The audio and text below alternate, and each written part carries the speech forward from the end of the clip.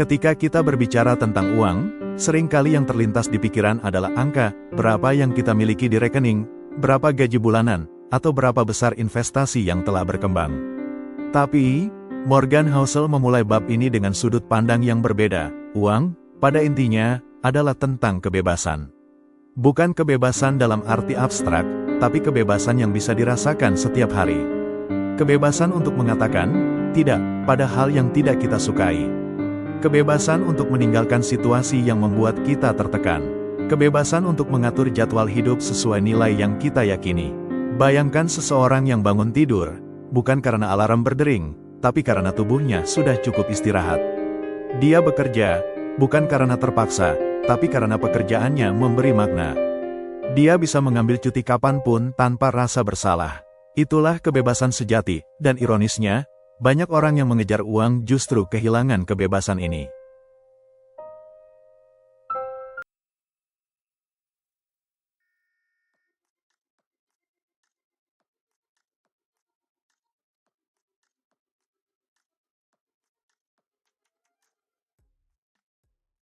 Housel mengingatkan bahwa banyak orang yang terjebak dalam permainan angka tanpa akhir, sebuah lomba maraton yang tidak pernah ada garis finishnya.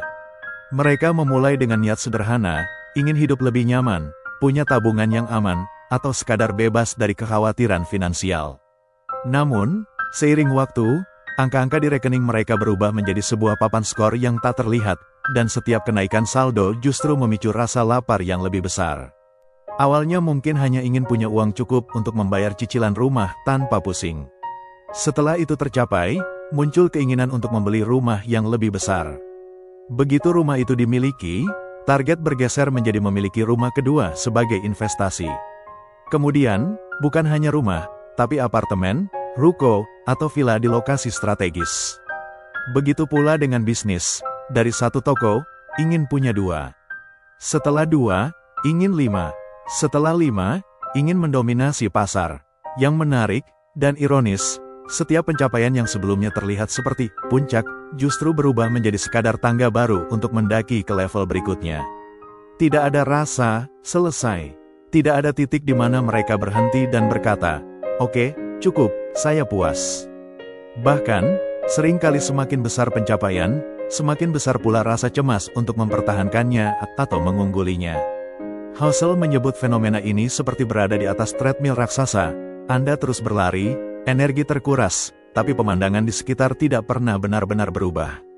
Anda merasa maju, tapi garis akhir tetap menjauh. Dan yang lebih berat lagi, tidak ada yang memaksa Anda untuk terus berlari selain diri Anda sendiri. Masalahnya, begitu kita masuk dalam permainan ini, cukup menjadi konsep yang kabur. Bukan karena kita tidak tahu jumlah pasti yang kita butuhkan, tapi karena standar cukup itu sendiri naik setiap kali kita mencapainya. Seperti orang yang haus dan minum air asin, semakin diminum, semakin haus. Masalahnya, jika tujuan utama adalah punya lebih banyak, maka tidak akan pernah ada titik puas. Kita akan selalu merasa kurang, meskipun angka di rekening bertambah. Perasaan kurang itu seperti bayangan yang selalu mengikuti kita, tak peduli seberapa cepat kita berlari, ia akan terus berada di belakang, bahkan terkadang mendahului kita. Inilah paradoks besar yang sering terlewatkan. Semakin kita fokus pada menambah uang, semakin kita mengorbankan kebebasan yang seharusnya diberikan oleh uang itu. Kita membayangkan bahwa tambahan penghasilan akan membawa ketenangan, tetapi kenyataannya seringkali justru membawa beban baru. Kita membeli rumah lebih besar, tapi juga harus membayar cicilan lebih lama. Kita punya mobil lebih mewah, tapi ikut terjebak dalam biaya perawatan dan pajak yang lebih tinggi. Kita naik jabatan, tapi jam kerja bertambah dan waktu bersama keluarga berkurang. Jika kita menengok jauh ke belakang dalam sejarah manusia, uang awalnya diciptakan untuk mempermudah pertukaran dan memberikan rasa aman. Namun, dalam perjalanan waktu, kita mulai memposisikan uang bukan lagi sebagai alat, melainkan tujuan akhir. Dan ketika alat menjadi tujuan, kita kehilangan arah. Bayangkan seseorang yang terus memanjat tangga, yakin bahwa di puncak akan ada pemandangan indah dan udara segar. Tapi saat sampai di sana, ia menyadari tangganya bersandar di tembok yang salah. Itulah yang terjadi ketika kita menghabiskan hidup mengejar lebih banyak, tanpa pernah mendefinisikan cukup bagi diri sendiri. Kebebasan sejati bukan tentang punya angka yang tak terbatas di rekening, melainkan punya kendali penuh atas waktu, energi, dan pilihan hidup kita. Dan ironisnya, semakin kita terobsesi mengejar uang demi uang itu sendiri, semakin kita menukar kebebasan tersebut dengan belenggu yang tak kasat mata, kontrak kerja yang mencekik, jadwal yang tak bisa dinegosiasi, dan pikiran yang selalu gelisah. Pada akhirnya, jika kita tidak hati-hati, kita akan sampai di titik di mana uang yang kita kumpulkan bukan lagi melayani kita, justru kitalah yang melayani uang itu. Kita bisa melihatnya di dunia nyata, bahkan di sekitar kita. Bayangkan seorang eksekutif dengan gaji miliaran rupiah per bulan. Dari luar, semua orang mungkin iri melihatnya, jas mahal, mobil mewah, rumah besar di kawasan elit. Namun, jika kita masuk ke dalam hidupnya, kita akan melihat sesuatu yang berbeda. Harinya dimulai sebelum matahari terbit, dengan rapat yang sudah menunggu di kalendernya. Ponselnya tak pernah benar-benar diam, selalu berbunyi dengan notifikasi dari atasan, klien, atau rekan kerja. Bahkan saat makan malam bersama keluarga, pikirannya masih sibuk memikirkan target penjualan atau strategi perusahaan. Tidurnya seringkali terganggu, dan akhir pekan pun jarang benar-benar bebas. Ia kaya, tetapi waktunya bukan miliknya. Atau seorang pengusaha sukses, yang bisnisnya terus berkembang pesat. Setiap orang menganggap ia sedang menikmati masa kejayaan, namun faktanya ia tak pernah benar-benar berlibur. Bahkan ketika berada di pantai indah atau hotel bintang 5, laptopnya tetap terbuka di meja. Pikirannya tak pernah lepas dari angka penjualan, strategi ekspansi, dan ancaman kompetitor. Liburan baginya hanyalah memindahkan kantor ke tempat yang pemandangannya lebih bagus, tetapi dengan beban kerja yang sama. Lalu ada influencer terkenal, dengan jutaan pengikut dan pendapatan dari berbagai endorsement. Sekilas, hidupnya terlihat seperti mimpi, diundang ke acara mewah, bepergian ke tempat eksotis, mendapatkan barang-barang gratis dari brand ternama. Namun, di balik layar, ia merasa terjebak. Ia harus terus-menerus memikirkan ide baru agar tetap relevan. Ia tak bisa benar-benar menjadi dirinya sendiri, karena setiap unggahan harus sesuai dengan citra yang sudah dibangun dan tuntutan pasar. Ketika ia ingin berhenti sejenak, ia dihantui ketakutan kehilangan audiens dan pemasukan. Semua contoh ini mengarah pada satu kesimpulan pahit, kekayaan, tanpa kebebasan, hanyalah bentuk lain dari penjara. Hanya saja, jerujinya terbuat dari emas. Dari luar, ia tampak mengkilap, tetapi di dalamnya tetap saja membatasi gerak. Kebebasan sejati bukan hanya tentang memiliki banyak uang, melainkan punya kendali penuh atas waktu, pikiran, dan hidup kita sendiri. Morgan Housel membandingkan kebebasan dengan sebuah aset yang nilainya tidak bisa diukur dengan angka. Ia menekankan bahwa angka, berapapun besar nominalnya, tidak selalu mampu menangkap esensi dari kebahagiaan atau kepuasan hidup. Misalnya, seseorang mungkin memiliki kekayaan bersih sebesar 10 juta dolar. Di atas kertas, ia terlihat sangat kaya di mata orang lain. Namun, jika setiap pagi ia tetap harus bangun di jam yang sama untuk memenuhi perintah orang lain, menghadiri rapat yang tidak ia sukai, atau mengerjakan hal-hal yang sama sekali tidak selaras dengan jiwanya, maka nilai kekayaannya itu menjadi semu. Ia tidak memiliki keleluasaan untuk mengatakan tidak pada hal-hal yang tidak ia inginkan, dan di titik inilah, kualitas hidupnya sesungguhnya miskin. Kebebasan, dalam kacamata Housel, adalah kemampuan untuk mengatur waktu dan energi sesuai kehendak pribadi, bukan sekadar memiliki banyak uang. Bayangkan dua orang, yang satu adalah seorang pengusaha kecil dengan penghasilan pas-pasan tapi bisa memutuskan kapan ia bekerja, kapan ia berlibur, kapan ia berkumpul dengan keluarga. Yang lain adalah seorang eksekutif puncak dengan gaji jutaan dolar per tahun tapi kalendernya penuh hingga 3 bulan ke depan. Bahkan waktu tidurnya pun terpotong demi rapat mendadak. Dari luar, eksekutif itu terlihat lebih sukses. Namun, dari sisi kendali atas hidup, pengusaha kecil itulah yang sebenarnya kaya. Inilah paradoks yang jarang kita sadari. Uang dapat membeli banyak hal, rumah, mobil, pengalaman, bahkan rasa aman, tetapi tidak otomatis memberi kita kepemilikan atas waktu. Dan waktu adalah satu-satunya mata uang yang tidak bisa dicetak ulang. Saat kita menukar terlalu banyak waktu kita demi mengejar angka di rekening, kita berisiko kehilangan harta yang jauh lebih mahal daripada uang itu sendiri, kebebasan untuk menjalani hidup dengan ritme kita sendiri. Husserl mengajak kita melihat kebebasan sebagai bentuk dividen emosional dari kekayaan. Dividen ini tidak tercatat di laporan keuangan, tidak bisa diinvestasikan kembali dalam bentuk saham atau obligasi, tapi nilainya terasa setiap pagi ketika kita bangun tanpa rasa terpaksa, ketika kita bisa memilih dengan siapa kita menghabiskan hari, dan ketika kita tahu bahwa hidup kita ada di bawah kendali kita sendiri. Ada penelitian psikologi yang menunjukkan bahwa kontrol terhadap waktu adalah salah satu faktor terbesar yang menentukan kebahagiaan manusia.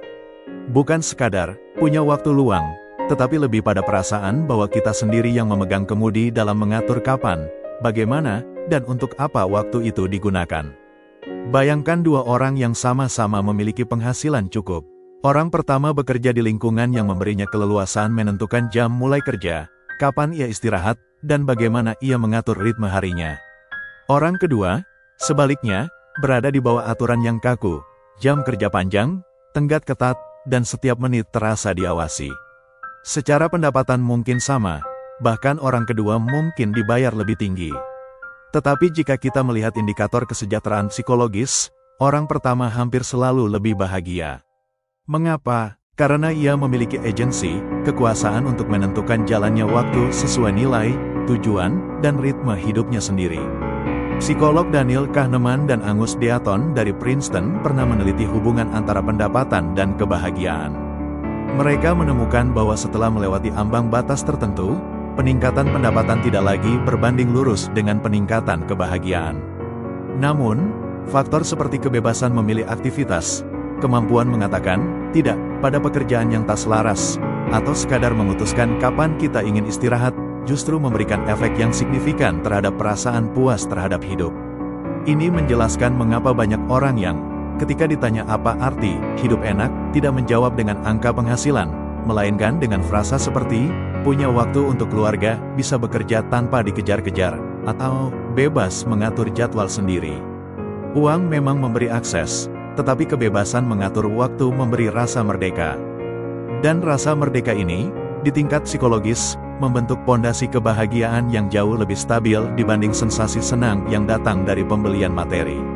Sebuah studi lain yang dilakukan oleh Harvard Business School menemukan bahwa orang yang membeli waktu, misalnya dengan membayar jasa untuk menghemat waktu, atau mengatur pekerjaan agar lebih fleksibel, secara konsisten melaporkan tingkat kepuasan hidup lebih tinggi. Alasannya sederhana, waktu adalah sumber daya yang tidak bisa direproduksi. Setiap jam yang kita lewati tidak akan pernah kembali, sementara uang masih bisa dicari. Di titik ini, kita mulai melihat gambaran besar, mengejar kontrol atas waktu seharusnya menjadi prioritas, sama atau bahkan lebih penting dibanding mengejar peningkatan pendapatan semata. Karena di penghujung hari, kebahagiaan bukan hanya tentang berapa banyak yang kita miliki, tapi tentang seberapa banyak kita bisa menentukan apa yang akan kita lakukan hari ini, dan apa yang tidak akan kita lakukan. Inilah mengapa banyak orang yang pada akhirnya lebih memilih pekerjaan bergaji lebih rendah, namun memiliki fleksibilitas tinggi, dibandingkan pekerjaan bergaji besar yang setiap harinya menguras tenaga, pikiran, dan bahkan kesehatan mental. Bagi mereka, uang memang penting, tetapi hanya sampai titik tertentu. Setelah kebutuhan dasar tercukupi, tambahan nominal di slip gaji tidak selalu sebanding dengan nilai hidup yang mereka korbankan. Mereka yang pernah terjebak dalam lingkaran pekerjaan berintensitas tinggi seringkali menyadari bahwa harga yang mereka bayar bukan hanya waktu kerja yang panjang, melainkan juga kehilangan momen bersama keluarga, jarangnya bisa menikmati waktu senggang, hingga terganggunya kualitas tidur. Tekanan berlebih di tempat kerja dapat memicu masalah kesehatan kronis, mulai dari migrain, tekanan darah tinggi, hingga depresi, yang pada akhirnya justru menggerogoti kualitas hidup dan membuat uang yang dikumpulkan habis untuk biaya pengobatan. Fenomena ini terlihat jelas pada generasi muda di banyak negara, terutama generasi Z dan milenial. Mereka mulai mempertanyakan narasi lama yang mengatakan bahwa semakin tinggi gaji, semakin sukses hidupmu. Justru, banyak dari mereka yang berani menolak tawaran pekerjaan prestisius karena tahu bahwa kompensasi finansial tidak akan pernah bisa menggantikan kebebasan waktu dan kesehatan mental. Contohnya, seseorang mungkin memilih menjadi pekerja lepas, freelancer, atau membuka usaha kecil meskipun pendapatan bulanannya tidak stabil, karena mereka menghargai kebebasan untuk mengatur jam kerja sendiri dan memilih proyek yang sesuai minat. Dari sudut pandang psikologi, Pilihan ini berkaitan erat dengan konsep well-being holistik, kebahagiaan yang menyatukan aspek finansial, emosional, sosial, dan kesehatan fisik. Penelitian dalam Journal of Occupational Health Psychology menunjukkan bahwa setelah kebutuhan finansial dasar terpenuhi, peningkatan pendapatan memiliki dampak yang jauh lebih kecil terhadap kepuasan hidup dibandingkan pengurangan stres kerja atau peningkatan kontrol terhadap jadwal pribadi. Jika kita telah lebih dalam, keputusan memilih pekerjaan yang lebih ringan secara mental bukanlah tanda kemalasan atau kurang ambisi. Justru, itu adalah bentuk kebijaksanaan pribadi, kesadaran bahwa waktu adalah sumber daya yang tidak dapat diperbarui, sementara uang, meskipun sulit dicari, tetap dapat dihasilkan kembali dengan berbagai cara. Mereka yang mengambil pilihan ini biasanya memiliki pandangan hidup jangka panjang. Kesehatan fisik yang terjaga dan hubungan sosial yang hangat adalah aset yang jauh lebih berharga daripada angka saldo rekening yang semu. Pada akhirnya, mereka paham bahwa gaji tinggi tidak berarti apa-apa jika hidup terasa hampa, penuh tekanan, dan tak ada ruang untuk bernapas. Mereka memilih untuk hidup dengan cukup secara finansial, tetapi kaya dalam pengalaman, hubungan, dan ketenangan batin. Karena bagi mereka, kebahagiaan sejati bukan soal berapa banyak uang yang masuk ke dompet, tetapi berapa banyak momen yang bisa dinikmati tanpa terbebani rasa lelah yang menggerus jiwa. Housel menekankan satu hal yang sering luput dari pembicaraan kita tentang uang, tujuan sejatinya bukan sekadar menumpuk angka di rekening atau mengoleksi benda-benda mahal. Uang, pada dasarnya, adalah alat untuk membeli pilihan hidup. Dan pilihan hidup ini nilainya jauh melampaui harga barang mewah atau status sosial yang menempel di permukaan. Bayangkan Anda punya cukup uang bukan untuk membeli mobil terbaru, tapi untuk memilih apakah Anda mau mengendarai mobil atau sekadar berjalan kaki di taman pada sore hari.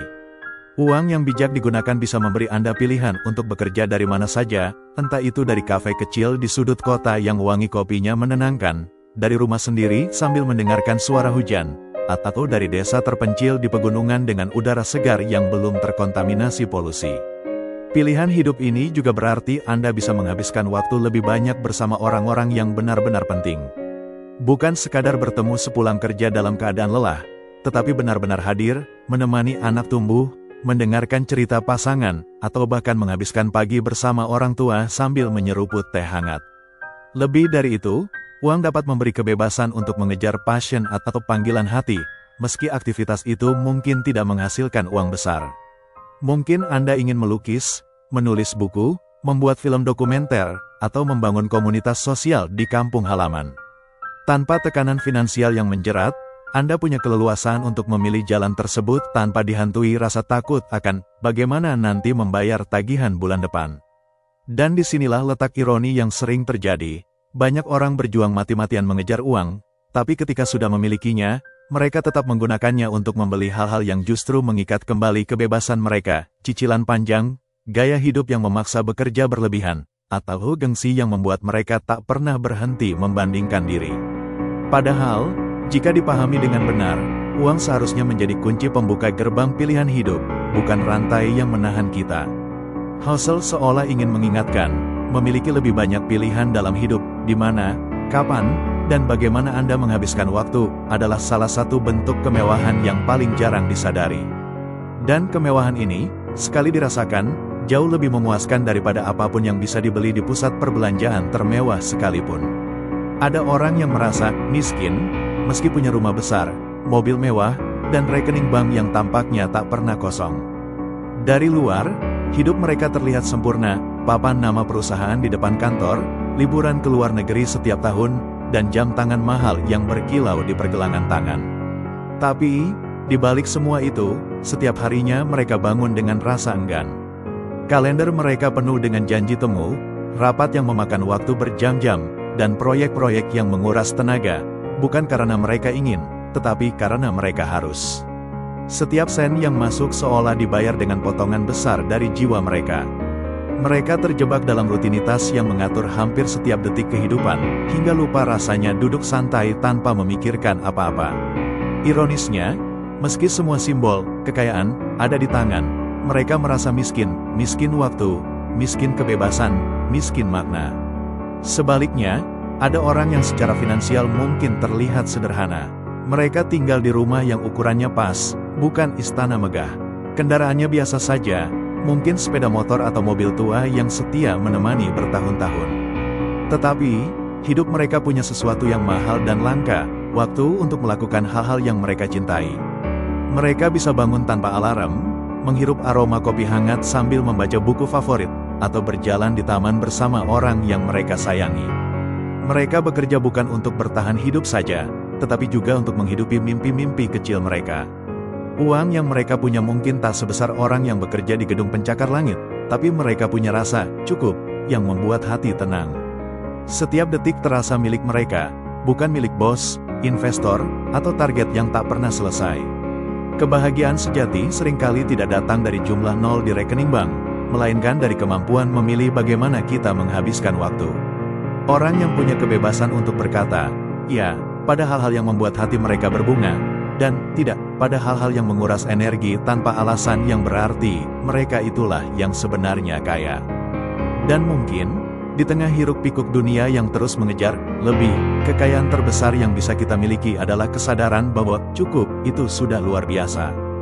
Disinilah konsep kebebasan sebagai tujuan finansial menjadi sangat relevan, bahkan lebih penting daripada angka saldo di rekening atau nilai total aset yang kita miliki. Banyak orang mengejar uang seakan-akan ia adalah trofi yang dipajang di rak, sebuah simbol keberhasilan yang dapat dilihat orang lain. Namun, pada hakikat, uang hanyalah alat. Ia adalah kendaraan, bukan destinasi. Yang menjadi destinasi sesungguhnya adalah kebebasan untuk mengatur hidup sesuai nilai, tujuan, dan ritme yang kita inginkan. Kebebasan finansial bukan berarti berhenti bekerja, bukan pula berarti tidak melakukan apa-apa. Sebaliknya, ia berarti memiliki pilihan. Pilihan untuk berkata, ya, pada hal-hal yang bermakna, dan tidak pada hal-hal yang bertentangan dengan nilai kita. Pilihan untuk mengambil risiko yang ingin diambil, tanpa ketakutan yang melumpuhkan akibat ketergantungan pada gaji bulanan. Pilihan untuk memprioritaskan kesehatan, keluarga, atau kreativitas tanpa harus merasa bersalah karena kehilangan penghasilan. Di titik ini, uang berubah fungsinya. Ia tidak lagi sekadar menjadi pengukur status atau alat pembanding antar individu. Ia menjadi pelindung waktu kita. Dengan uang yang cukup dan dikelola bijak, kita dapat membebaskan diri dari tekanan untuk selalu menjual jam-jam kehidupan demi bertahan hidup. Kita mulai dapat memilih pekerjaan karena kita ingin melakukannya, bukan karena kita harus. Kita bisa menetapkan jadwal yang sesuai dengan energi dan ritme hidup kita, bukan terikat pada jam kerja yang dipaksakan oleh sistem. Kebebasan finansial juga berarti kendali atas waktu, energi, dan bahkan emosi kita. Kita tidak lagi berada di bawah belas kasihan keadaan darurat finansial yang dapat mengguncang hidup dalam semalam. Saat pasar saham bergejolak, saat ekonomi melambat, atau saat ada peluang baru yang membutuhkan keberanian, kita tidak lagi bereaksi dengan panik. Kita bisa merespons dengan tenang, karena fondasi keuangan kita cukup kuat untuk memberi ruang berpikir jernih. Namun, mencapai kebebasan finansial bukanlah sekadar soal mengumpulkan banyak uang. Ia adalah hasil dari kombinasi antara strategi finansial yang sehat, disiplin diri, dan pemahaman yang jernih tentang apa yang benar-benar kita inginkan dalam hidup. Banyak orang yang memiliki kekayaan besar namun tetap merasa terjebak karena gaya hidup mereka, utang mereka, atau karena mereka membangun hidup di atas ekspektasi orang lain. Sebaliknya, ada pula orang yang hidup sederhana, namun merasakan kebebasan penuh karena mereka hanya menginginkan apa yang mampu mereka penuhi, dan mereka memiliki cadangan yang cukup untuk menghadapi badai kehidupan. Inilah inti dari pesan Warren Buffett ketika berbicara tentang tujuan uang. Uang bukan untuk memamerkan status, tetapi untuk menciptakan kehidupan yang kita kendalikan sepenuhnya.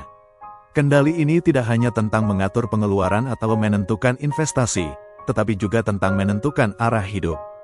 Tentang berani berkata, inilah hidup yang saya pilih, bukan hidup yang dipilihkan orang lain untuk saya.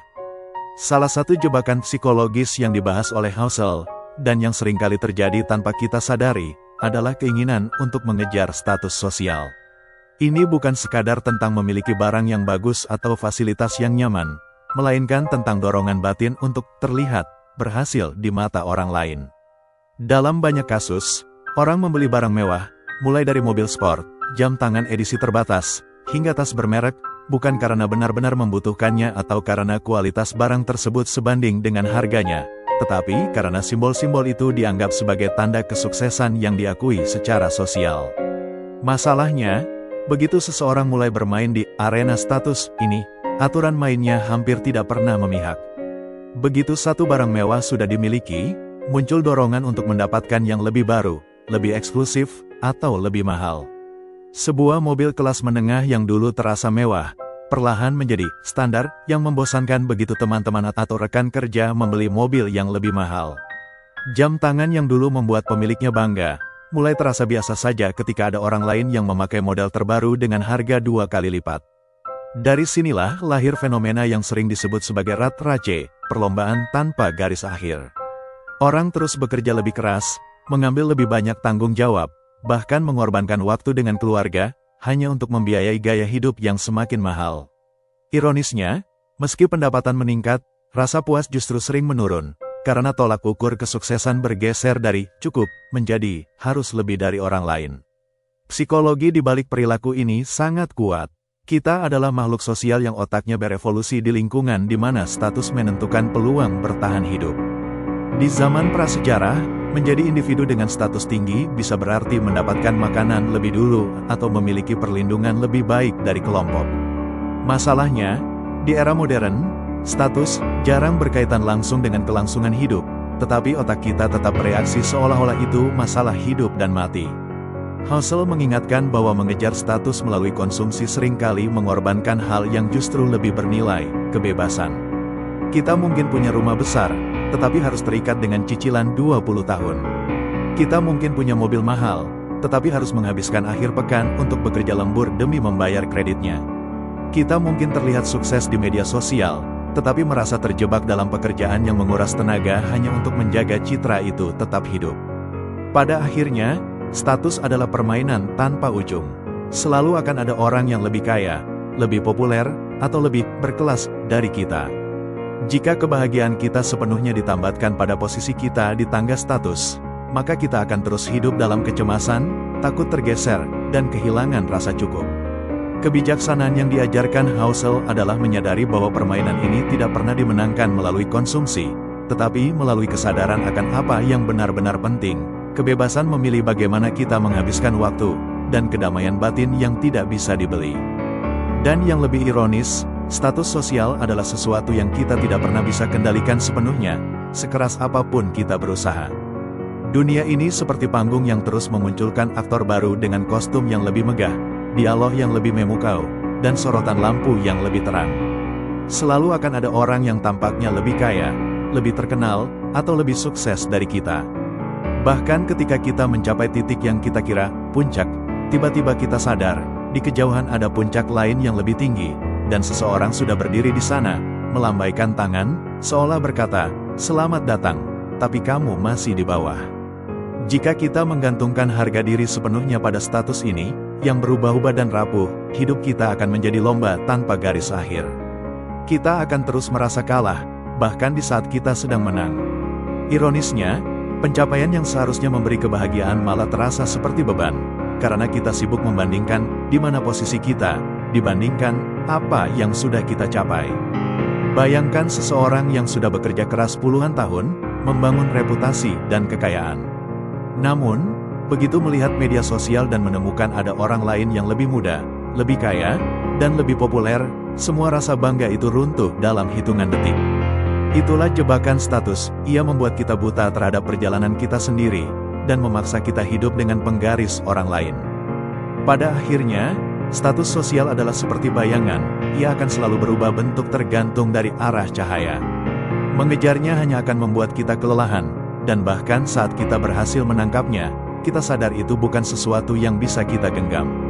Yang bisa kita kendalikan hanyalah siapa diri kita sebenarnya, nilai yang kita pegang, dan kontribusi nyata yang kita berikan, bukan gelar atau label yang ditempelkan orang. Husserl menegaskan, status adalah permainan tanpa akhir, tapi kebebasan adalah kemenangan yang bisa kita capai kapan saja. Jika kita mau berhenti sejenak dan merenungkannya, kalimat ini seperti memisahkan dua dunia yang sering bercampur tanpa kita sadari. Dunia pertama adalah dunia status, arena tanpa garis finish, di mana semua orang berlari kencang, saling menoleh ke kiri dan kanan, mencoba memastikan mereka tidak tertinggal, dan bahkan jika mereka berada di depan, tetap merasa terancam oleh seseorang yang mungkin berlari lebih cepat. Di sini, kepuasan selalu tergantung pada posisi orang lain, bukan pada kedamaian batin. Setiap pencapaian hanya terasa manis sesaat, lalu berubah menjadi titik awal untuk perlombaan berikutnya. Dunia kedua adalah dunia kebebasan, bukan kebebasan yang muluk-muluk seperti membuang semua kewajiban, tapi kebebasan dalam bentuk paling sederhana dan paling nyata, kemampuan untuk menentukan sendiri apa yang penting bagi hidup kita. Kebebasan untuk berkata, cukup, meski dunia berkata, teruslah berlari. Kebebasan untuk memilih pekerjaan yang memberi kita ruang bernapas, walau gajinya mungkin tak membuat orang lain terkesan. Kebebasan untuk memprioritaskan waktu bersama keluarga, perjalanan kecil yang hangat, atau sekadar sore yang tenang membaca buku, tanpa merasa bersalah karena tidak produktif, menurut standar orang lain. Status adalah candu yang membuat kita lupa bahwa permainan ini tidak pernah usai. Kebebasan adalah obat yang membuat kita sadar bahwa kita bisa keluar dari arena itu kapan saja, tanpa harus menang terlebih dahulu. Ironisnya, banyak orang mengejar status demi mendapatkan kebebasan, padahal kebebasan itu seringkali bisa kita raih lebih cepat jika kita berani menurunkan ekspektasi status kita. Husserl seakan mengingatkan kita, kemenangan sejati bukanlah berdiri di podium tertinggi, tapi berdiri di tanah kita sendiri, dengan hati yang tenang dan langkah yang mantap, tanpa harus terus menoleh mencari siapa yang sedang mendahului kita. Husserl tidak memberikan rumus cepat, tapi memberikan prinsip. Hidup di bawah kemampuan. Semakin rendah biaya hidup dibanding penghasilan, semakin cepat kita mencapai kebebasan. Fokus pada waktu, bukan hanya uang. Pertimbangkan setiap keputusan finansial berdasarkan seberapa banyak waktu yang bisa kita miliki kembali, bukan hanya seberapa besar uang yang bisa dihasilkan. Hindari perangkap gaya hidup. Setiap kenaikan pendapatan jangan otomatis diikuti kenaikan pengeluaran. Gunakan uang untuk membeli waktu. Alih-alih membeli barang, gunakan uang untuk mengurangi hal-hal yang menyita waktu dan energi, seperti menyewa jasa atau mendelegasikan pekerjaan. Pada akhirnya, status sosial adalah seperti bayangan, selalu bergerak, selalu berubah bentuk, dan tidak pernah benar-benar bisa kita pegang. Ia bergantung pada arah cahaya, pada sudut pandang orang lain, dan pada kondisi yang bahkan tidak selalu berada dalam kendali kita. Ada saatnya ia tampak panjang dan megah, membuat kita merasa lebih besar dari yang sebenarnya. Ada pula saatnya ia menyusut kecil, membuat kita tampak tak berarti.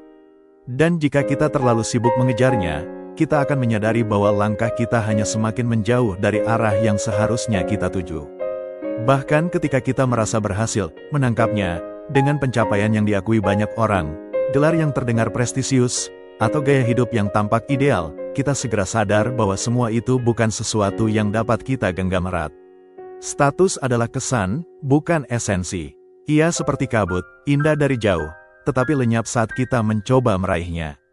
Yang benar-benar bisa kita kendalikan adalah inti diri kita, siapa kita ketika tak ada yang melihat, nilai-nilai yang kita pegang meski dunia menertawakan, dan kontribusi nyata yang kita berikan tanpa mengharap balasan. Itulah yang membentuk fondasi kokoh yang tak mudah runtuh meski gelombang opini publik datang silih berganti. Mengejar status ibarat membangun rumah di atas pasir, ia tampak indah pada awalnya, namun rapuh menghadapi badai waktu. Tetapi membangun diri di atas nilai dan prinsip ibarat menanam akar di tanah yang subur, ia mungkin tak terlihat sespektakuler rumah mewah, tapi ia akan menopang kehidupan kita jauh lebih lama. Di ujung hari, orang mungkin lupa dengan jabatan kita, gelar kita, atau pencapaian yang pernah kita banggakan. Namun mereka akan mengingat bagaimana kita memperlakukan orang lain, bagaimana kita hadir saat dibutuhkan, dan bagaimana kita menebar kebaikan meski dunia tidak selalu ramah. Morgan Housel menutup bab ini dengan sebuah pemikiran yang sederhana tapi dalam. Tujuan akhir dari uang adalah memberi kita kendali atas hidup kita. Kendali ini berarti kita bisa memilih kapan kita bekerja, apa yang kita kerjakan, dengan siapa kita menghabiskan waktu. Semua ini jauh lebih berharga daripada angka saldo yang terus bertambah tapi mengorbankan kebahagiaan. Kebebasan sejati bukan tentang punya segalanya, tapi tentang punya pilihan. Dan pilihan itu hanya bisa diraih jika kita mengatur uang dengan tujuan yang jelas, bukan sekadar mengumpulkannya, tapi menggunakannya untuk membangun hidup yang kita inginkan. Housel mengingatkan, Uang adalah alat paling ampuh untuk membangun kehidupan yang kita cintai, asal kita ingat bahwa alat ini harus digunakan, bukan disembah.